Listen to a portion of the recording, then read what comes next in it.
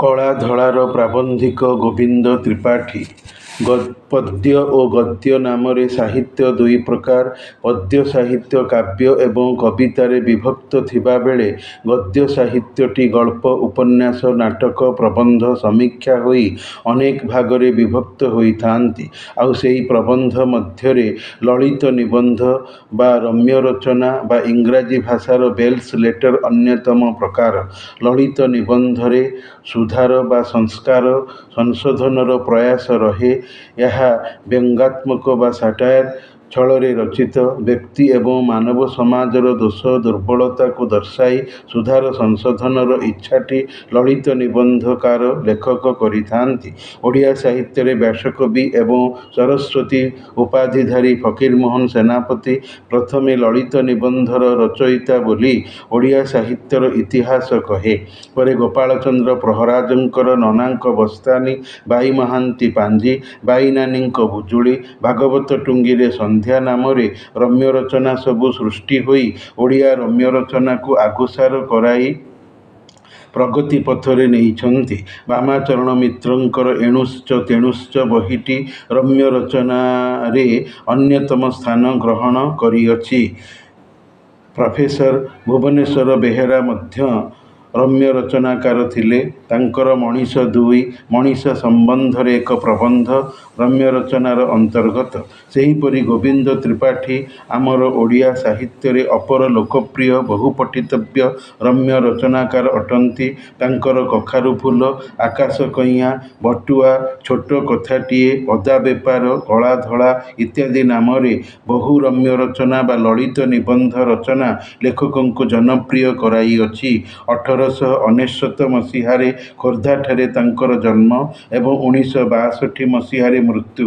ଇଂରାଜୀ ଭାଷା ଓ ସାହିତ୍ୟରେ M.A. ପାସ୍ କରିବା ପରେ ସରକାରୀ ପ୍ରଶାସନିକ ସେବା ସଂସ୍ଥାରେ ଯୋଗଦାନ କରି କର୍ମମୟ ଜୀବନ ବିତାଇଥିଲେ ହେଁ ମଲା ପର୍ଯ୍ୟନ୍ତ ଓଡ଼ିଆ ସାହିତ୍ୟ ସେବାରେ ନିଜକୁ ନିୟୋଜିତ କରି ରଖିଥିଲେ। ରମ୍ୟ ରଚନା ବ୍ୟତୀତ ସେ ଓଡ଼ିଆ ଉପନ୍ୟାସ, ନାଟକ ଏବଂ ଶିଶୁ ସାହିତ୍ୟ ମଧ୍ୟ ସୃଷ୍ଟି କରିଥିଲେ। ପ୍ରମୋଦା, ପତିତାର ଆତ୍ମକଥା, ମାୟାବୀ, ଗୁଇନ୍ଦା ଗଦାଧର, ଚତୁର ଗଦାଧର ନାମରେ ଉପନ୍ୟାସ ଏବଂ ଜହର, ଗରିବର ପ୍ରେମ, ଶିଶୁପାଳ ଓ ଶକୁନ୍ତଳା ନାମରେ ନାଟକ ଓଡ଼ିଆ ସାହିତ୍ୟକୁ ତାଙ୍କର ଅତିରିକ୍ତ ଅବଦାନ। କଳା ଧଳା ପ୍ରବନ୍ଧଟି ପ୍ରଥମେ ଯୁକ୍ତ ଦୁଇ ସ୍ତରରେ ପଠିତବ୍ୟ ଥିଲା। ଏବେ ଓଡ଼ିଆ M.A. ଶ୍ରେଣୀରେ ପଠିତ ଅଛି। କଳା ଏବଂ ଧଳା ଦୁଇଟି ରଙ୍ଗର ନାମ ନୁହେଁ। ଏହି ଦ୍ୱୟ ରଙ୍ଗକୁ ଲେଖକ ଦୁର୍ଲଭ ମନୁଷ୍ୟ ଜୀବନର ଅତିବାହିତ କ୍ଷେତ୍ରରେ ବ୍ୟବହାର କରିଛନ୍ତି। ଏହି ରମ୍ୟ ରଚନା ବା ଲଳିତ ନିବନ୍ଧଯୁକ୍ତ ପ୍ରବନ୍ଧରେ ଲେଖକ କିଛି ପ୍ରାଚୀନ ଗ୍ରାମୀଣ ଶବ୍ଦପୁଞ୍ଜର ବ୍ୟବହାର କରିଛନ୍ତି। ସେଗୁଡ଼ିକ ହେଲେ ପୂରବୀ, ପଶ୍ଚିମା, ଶୁଘୁଚି, ଆବୁରୁ ଜାବୁରୁ, ମାତ୍ରକ, ଗୁଆଁର, କିଆଁ, ଭିଖ, ଜୁ ଇତ୍ୟାଦି। ପୂରବୀମାନେ ପୂର୍ବ ଭାରତୀୟ ବା ଭାରତୀୟ, ପଶ୍ଚିମାମାନେ ପଶ୍ଚିମ ଦେଶୀୟ ବା ୱେଷ୍ଟର୍ଣ୍ଣ, ଶୁଘୁଚି ମାନେ ଶୁଣାଯାଉଛି, ଆବୁରୁ ଜାବୁରୁ ମାନେ ଏଣୁ ତେଣୁ, ମାତ୍ରକ ମାନେ ମାତ୍ର, ଗୁଆଁର ମାନେ ଭଲ ଲୋକ ନୁହେଁ ମାନେ ମନ୍ଦ ଲୋକ, କିଆଁ ମାନେ କାହିଁକି, ଭିଖ ମାନେ ଭିକ, ଜୁ ମାନେ ଯେଉଁ ଇତ୍ୟାଦି ଶବ୍ଦଗୁଡ଼ିକର ଅର୍ଥମାନ। ପ୍ରବନ୍ଧଟି ଆକାରରେ ବେଶୀ ଦୀର୍ଘ ନୁହେଁ, ଛୋଟ ପ୍ରବନ୍ଧଟିଏ। ପ୍ରବନ୍ଧର ଆଲୋଚନା। ଲେଖକ ପ୍ରାବନ୍ଧିକ କହୁଛନ୍ତି, ପ୍ରକୃତରେ କଳା ଯେଉଁ ମଣିଷ ପାଖରେ ଅଛି, ସେହି ମଣିଷ ହେଉଛି କଳାକାର ବା ବିଶେଷତ୍ୱ ଗୁଣକାରୀ ଅସାଧାରଣ ମଣିଷ, ଯାହାକୁ ଆମେ ଇଂରାଜୀରେ ଆର୍ଟ ବୋଲି କଳାକୁ କୁହନ୍ତି ଏବଂ କଳାକୁ ଆଦର କରି ଯେଉଁ ମଣିଷ ବଞ୍ଚେ, ଜୀବନ ନିର୍ବାହ କରେ, ଏଭଳି ମଣିଷ ଜଣେ ଜଣେ କଳାକାର ବା ଆର୍ଟିଷ୍ଟ। ଯଥା ଶିଳ୍ପ, ସାହିତ୍ୟ, ସଙ୍ଗୀତ, ନୃତ୍ୟ, ନାଟକ ଆଦିରେ ଏଭଳି କଳାକାର ଲୋକମାନଙ୍କର ଅବଦାନ ଥାଏ, ଯେଉଁଥିପାଇଁ ଏମାନେ ମାନବ ସମାଜରେ ବିଶିଷ୍ଟ ହୋଇଥାନ୍ତି। ଆଉ ଧଳାଧାରୀ ଲୋକେ ବିଶେଷତ୍ୱହୀନ। ଏମାନଙ୍କଠାରେ କୌଣସି ସାମାଜିକ ଅବଦାନଯୁକ୍ତ ବିଶେଷତା ନଥାଏ। ଏହି ଭାବନାକୁ ନେଇ ଲେଖକ କଳା ଧଳାର ରଙ୍ଗୀୟ ପ୍ରବନ୍ଧ, ରମ୍ୟ ରଚନା ବା ଲଳିତ ନିବନ୍ଧ ସର୍ଜି ଯାଇଅଛନ୍ତି। ଲେଖକ କହୁଛନ୍ତି କଳା ଧଳା ବସ୍ତୁ ହିସାବରେ ସ୍ୱତନ୍ତ୍ର ବା ଅଲଗା, ଠିକ୍ ନାରୀ ପୁରୁଷର ବିପରୀତ ଲିଙ୍ଗଧାରୀ ଜୀବନିକ ସ୍ଥିତି ବା ସତ୍ତା ଭଳି। ପୁଣି ଯେମିତି ପୂର୍ବ ପଶ୍ଚିମର ଦୁଇ ବିପରୀତ ଦିଗ ଭଳି। କାଶିଆ କପିଳା ଦୁଇ ସାଙ୍ଗ ଥିଲେ। ସେଥିମଧ୍ୟରୁ ଗାଈ ଚରାଉଥିବା ସମୟରେ ଜଙ୍ଗଲରେ ହାଲିଆ ହୋଇ କପିଳା ଶୋଇଥିବା ବେଳେ ନାଗ ସାପଟିଏ ଫଣା ଟେକି କପିଳାକୁ ଛାଇ କରି ଖରା ଦାଉରୁ ରକ୍ଷା କରିବାର ଦୃଶ୍ୟ କାଶିଆ ଦେଖି କପିଳାକୁ କହିଥିଲା, ତୁ ରଜା ହେବୁ। ସେଠୁ କପିଳା କହିଲା, ମୁଁ ରଜା ହେଲେ ତୁ ମୋ ମନ୍ତ୍ରୀ ହେବୁ। ପରବର୍ତ୍ତୀ ସମୟରେ ସେଇ କପିଳା ହେଲେ ରାଜା କପିଳେନ୍ଦ୍ର ଦେବ। କିମ୍ବଦନ୍ତୀର ଏହା ଲୋକମୁଖର ଶୁଣା କଥା, ଜନଶ୍ରୁତି ବା ଗାଥା, ଲିଜେଣ୍ଡ। ଏହାକୁ ଉଦାହରଣ ଦେଇ ଲେଖକ କୁହନ୍ତି କି କାଶିଆ କପିଳା ବଡ଼ ଲୋକ ସାନ ଲୋକ ହୋଇ ଯେମିତି ଦୁହିଁଙ୍କର ଭେଟ ରହି ନଥିଲା, ଦୁହେଁ ଅଲଗା ହୋଇ ଯାଇଥିଲେ, ଆଜିର ଏହି ସ୍ପୁଟନିକ୍ ବା ଉପଗ୍ରହ ସେଟିଲାଇଟ୍ ପ୍ରେରଣ ବୈଜ୍ଞାନିକ ଯୁଗରେ ଅସମ୍ଭବ ମଧ୍ୟ ଅନେକାଂଶରେ ସମ୍ଭବ ହୋଇ ଯାଇପାରୁଅଛି। ଆମେ ଭାରତବାସୀ ପୂର୍ବର ଥାଇକି ବି ପଶ୍ଚିମ ସଂସ୍କୃତିକୁ ବା ୱେଷ୍ଟର୍ଣ୍ଣ କଲଚରକୁ ଆପଣେଇ ନେଇ ବେଶୀ ନିଜର କରି ପାରିଅଛୁ। ଆମର ଜୀବନଧାରାରେ ଆଉ ସଫଳ ବି ହୋଇ ବଡ଼େଇ କରୁଛୁ। ଧୋତିକୁ ପିନ୍ଧିବା ବଦଳରେ ସୁଟ ବୁଟ, ପେଣ୍ଟ ସାର୍ଟ, ପାଇଜାମା ପଞ୍ଜାବୀ ପିନ୍ଧୁଛୁ। ଚାଷ ଛାଡ଼ି କଳକାରଖାନାରେ ଯାଇ କାମ କରୁଛୁ। ଯୋଉଥିପାଇଁ ଛାନ୍ଦସିକ କବି ରାଧାମୋହନ ଗଡ଼ନାୟକ ତାଙ୍କର ମାଟିର ମଣିଷ କବିତାରେ କହିଛନ୍ତି, ଯନ୍ତ୍ର ତୋତେ କି ମନ୍ତ୍ର ଦେଇଛି ମାଟିର ମଣିଷ ଆରେ, ମୁଗ୍ଧ ତୋହର ଚିତ୍ତ ଗହନେ ଚିନ୍ତି ପାରୁନୁ ବାରେ, ମନେ ପଡ଼ୁନାହିଁ ତୋହରି ଗାଁର ଛଇଳ ଚପଳ ନଈ, ପଲ୍ଲୀ ବଧୂର ସ୍ନିଗ୍ଧ ମଧୁର ପାଣି ବହିବାର ଚଇ, ମନେ ପଡ଼ୁନାହିଁ ତାଳ ବନ ତଳେ ଗୋଷ୍ଠ ବିହାରୀ ଧେନୁ, ଗୋପାଳ ପୁଅର ଧୀର ମୂର୍ଚ୍ଛିତ ବେଣୁ। ଏବଂ କାଳିନ୍ଦୀ ଚରଣ ପାଣିଗ୍ରାହୀ ମାଟିର ମଣିଷ ଏବଂ ଲୁହାର ମଣିଷ ନାମରେ ଦ୍ୱୟ ଉପନ୍ୟାସ ଲେଖିଛନ୍ତି। ଲେଖକଙ୍କର ମତ ଏ କ୍ଷେତ୍ରରେ ହେଲା, ଜଗତ ଏବଂ ମାନବ ସମାଜରେ ସବୁକିଛି ପରିବର୍ତ୍ତନଶୀଳ ତଥା ପ୍ରଭାବଦୀପ୍ତ ପାଇଁ ଏସବୁ ପରିବର୍ତ୍ତନ ସମୟ ଦେଇ ଦେଖାଦେବା ସ୍ୱାଭାବିକ। ମଣିଷର ବେଶ ଭୂଷା, ଖାଦ୍ୟ ପେୟ, ବସବାସ, ଶିକ୍ଷା ଦୀକ୍ଷା ସବୁଥିରେ ବଦଳାଭାବ ଅଛି, ଯାହାକି ସାଧାରଣ କଥା। କିନ୍ତୁ ଧଳାଧାରୀ ମନର ଲୋକମାନେ ରକ୍ଷଣଶୀଳ ଥିବାରୁ ଏଇ କଳାକୁ ସହଜରେ ଗ୍ରହଣ କରିପାରନ୍ତି ନାହିଁ, ବିରୋଧ ପ୍ରତିବାଦ କରିଥାନ୍ତି। ଯେହେତୁ ସେମାନେ କଳାକାର, ଉନ୍ନତିକାମୀ, ପ୍ରଗତିଶୀଳ ହୋଇବାକୁ ଚାହିଁ ନଥାନ୍ତି।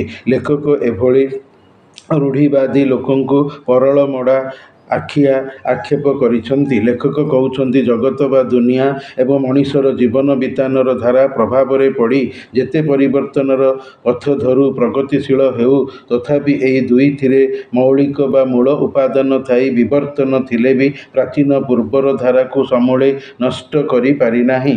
ଦୁଇଥିରେ ମିଶାମିଶି ଉପାଦାନ ଅଛି, ସର୍ବଦା ବି ରହିବ। ଯାହା ମୂଳରୁ ମୌଳିକ, ତାହାର ପରିବର୍ତ୍ତନ ଜମାରୁ ନଥାଏ, ହୋଇପାରିବ ବି ନାହିଁ। ଧଳାରେ କଳା ବୋଳିଦେଲେ ବି କାଳକ୍ରମେ ତାହା ଛାଡ଼ି ଫିକା ପଡ଼ି ଧଳା ହୋଇଯିବ। କୃତ୍ରିମ କେବେ ବି ପ୍ରକୃତ ହୋଇପାରିବ ନାହିଁ। କୋଇଲାକୁ ଧଳା କ୍ଷୀରରେ ଧୋଇଲେ କୋଇଲା ସେଇମିତି କଳା ଥିବ। କବି ସୂର୍ଯ୍ୟ ବଳଦେବ ରଥ ଜଗତ କେବଳ ନାମକ କବିତାରେ କହିଛନ୍ତି, ଯାହାକୁ ଯାହା କରିଛି ଦଇବ, ତହୁନିକି ସେ ଅନ୍ୟଥା ହୋଇବ। ଘେନିଲେ ହେଲେ ଯତ୍ନେ କୋଟିପୁଟ, ପିତଳଟୁ କେହି ହେବ ପୁରଟ, ଜଗତ କେବଳ ଜନେ ହସିବେ ଏତହୁଁ ଫଳ।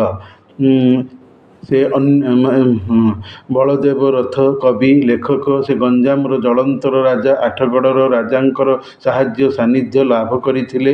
ସେହିସବୁ ରାଜାଏ ତାଙ୍କ ନାମରେ ଗୀତ ଲେଖିବାକୁ, ଭଣିତା କରାଇବାକୁ ବଳଦେବଙ୍କଠାରୁ ଲେଖାଇ ନେଇଥିଲେ ପଇସା ଦେଇକି। କବି ହୋଇପାରି ନଥିଲେ। ଯିଏ ଯାହା ସିଏ ତାହା।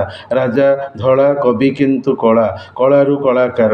ମାନବ ସମାଜରେ କଳା ବଜାରୀ ବା ବ୍ଲାକ୍ ମାର୍କେଟିଂର ଠକାମି ଭାଣ୍ଡାମି କାରବାର ଚାଲିଲେ ବି ଦିନେ ତାହାର ପର୍ଦ୍ଦାଫାସ ହୋଇ ସତ ପ୍ରକାଶିଥାଏ। ସମାଜନୀତି, ରାଜନୀତି, ଅର୍ଥନୀତି ସକଳ କ୍ଷେତ୍ରରେ ଏହା ଚାଲି ଶେଷରେ ଧଳା ହୋଇ ହାରେ। ନେତାଏ ପ୍ରକୃତ କଳାକାର ନୁହନ୍ତି। କଳାକାର ପଛରେ ଥାଇ ନେତା ରାଜନୀତିଜ୍ଞଙ୍କୁ କଳାକାରର ଭୂମିକା ଦିଅନ୍ତି। ତେବେ ମଣିଷ ଚାଲାକ ଚତୁର ଥିଲେ ମିଛ କଳାର ମାୟାଜାଲରେ ପଡ଼ିପାରି ନଥାଏ।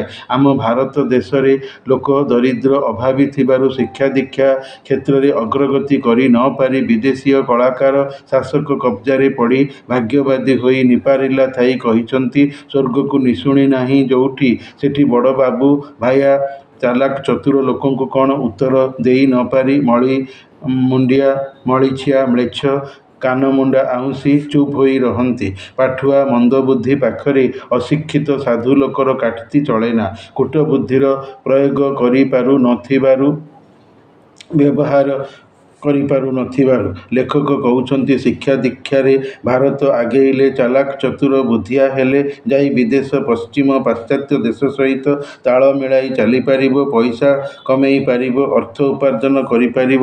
ଭାରତ ବୁଦ୍ଧିଆ ହେବ।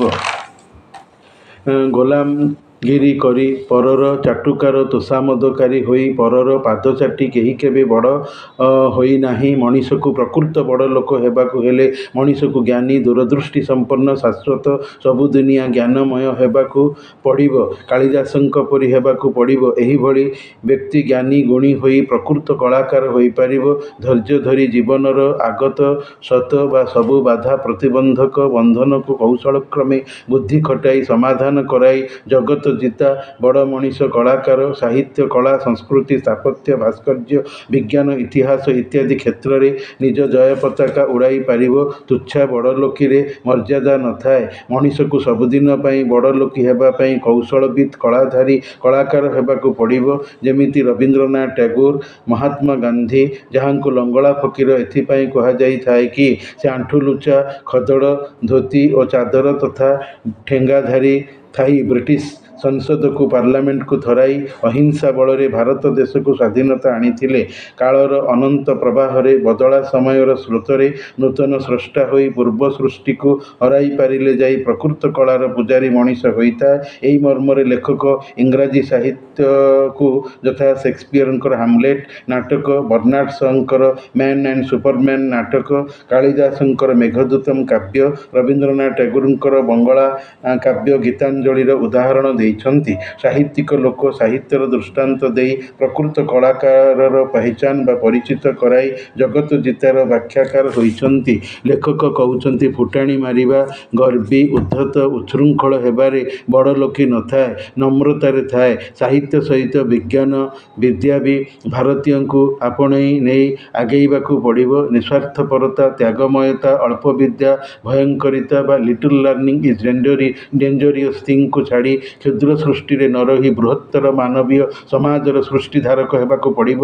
ରମ୍ୟ ରଚନାଟିକୁ ବୌଦ୍ଧିକ କରାଇଛନ୍ତି ରୁଦ୍ରାକ୍ଷମାଳା ମାନେ ଧାର୍ମିକ ନୀତି, ଆଦର୍ଶ, ଶୃଙ୍ଖଳା। ସଂକୀର୍ଣ୍ଣ ମନା ମଣିଷ ହେବ ନାହିଁ। ଶାନ୍ତକୁ ନ ଦେଖି କଳାକାର ଅନନ୍ତକୁ ଦେଖିଥାଏ। ସୃଷ୍ଟିରେ ଅନନ୍ତତା ରହିଛି, ଏହା ଅସରନ୍ତି। ଲେଖକ ସାହିତ୍ୟ, ବିଜ୍ଞାନ, ଶାସନ, ଦେଶଜ୍ଞ ନେତାମାନଙ୍କର କିଛି ନାମ ନେଇଛନ୍ତି, ଯଥା ବିଶ୍ୱାମିତ୍ର, ଋଷ୍ୟଶୃଙ୍ଗ, ବିଶ୍ୱଶ୍ରବା, ଚର୍ଚ୍ଚହିଲ, ଆଇଜେନହୋର, ମ୍ୟାକ୍ମିଲନ, କେନେଡି ଇତ୍ୟାଦି। ମରିକି ଯିଏ ମରଣଜୟୀ ଉପାଧି ପାଏ, ସେହି ଲୋକ ଏକା କଳାର ପ୍ରକୃତ ଅନୁରାଗୀ, ଅନୁଗାମୀ ହୋଇଥାନ୍ତି। ପ୍ରକୃତ କଳାକାର ଅନନ୍ତ ଅସୀମତାର କଥା କହିଥାଏ। ବ୍ୟକ୍ତି ଲ୍ୟାଣ୍ଡର ହୋଇ ବୋଲି ଜଣେ ବିଜ୍ଞାନୀ କହିଥିଲେ କି, ମୁଁ ପ୍ରକୃତିକୁ ଭଲ ପାଇ ସାରିଲା ପରେ କଳାକୁ ଭଲ ପାଇଥାଏ। କାରଣ ପ୍ରକୃତି ଦର୍ଶନ ପରେ ଯାଇ ପ୍ରକୃତ କଳା ରୂପ ପାଏ କଳାକାର ହାତରେ। ଆଉ ପ୍ରକୃତ ବା ବାସ୍ତବ କଳାକାର କ୍ଷୁଦ୍ରତାରେ ସୀମାବଦ୍ଧ ନୁହେଁ। ତାର ଦୃଷ୍ଟି ସର୍ବଦା ସୁଦୂର, ଅଶେଷ, ଅକ୍ଷୟ, ଦାନରେ ଭରପୂର। ସେ ସ୍ୱାର୍ଥୀ, ବର୍ତ୍ତମାନ ସର୍ବସ୍ୱ, ଆତ୍ମସର୍ବସ୍ୱ ନୁହେଁ। ନିଜକୁ ଦେଖିବା ସହିତ ଜଗତ ସ୍ୱାର୍ଥର ବୃହତ୍ତରତାକୁ ଦେଖେ, କ୍ଷଣିକତାର ଲୋଭରେ ବିଜଡ଼ିତ ହୋଇ ଯାଇ ନଥାଏ।